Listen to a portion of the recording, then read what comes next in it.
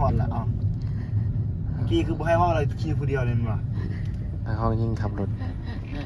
สิ่งให้กับผู้ชาย อุลรุนเลย ชีวิตแต่ละมือ รอดจากเบียร์มากับบุญฟัวหลายแล้วเนาะ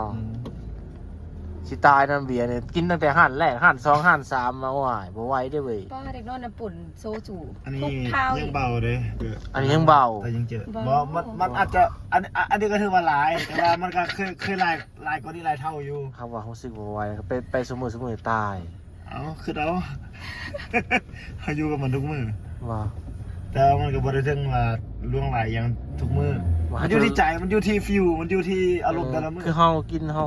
บ่เกิน2ขวดเฮาเมา ไป 3ขวด เท่า เฮา ไหร่ เมา เล เลย ย สิ่งอะไรบ่หมุนพวงมาลัยไปเจอแก้วที่เต้าอยู่ โอ้วันมันโมเมนต์วัน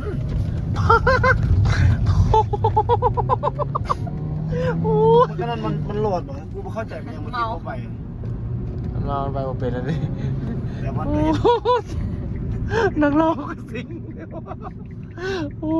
ยตาย มึงมาสินำกลบ่นะ มาโลด นำมาโหลดเปิดกระจกใส่เห็นผู้หญิงกันแล้วเลย เบี้ยอยู่กันก็ว่าได้มีสอบซื้อดอกคือกันโมโม แล้วยูใส่แล้ว นี่สิเอาเบียร์จะบ่ได้ แล้วคือโบโบกซะ หากินกระต้มร้อนๆบ่ดีก็บ่นี่ ซื้อยูใส่บ่นี่ เขาเพื่อนกันใครว่ากัน ฮอดแล้วบ่นี่ เอาแล้วดิ เอ้าข้ามมาคือฮอดไวแท้ เอามันใกล้ๆห้านหนึ่งห้านตัวนี้ใกล้ๆบ่อเนาะ บ่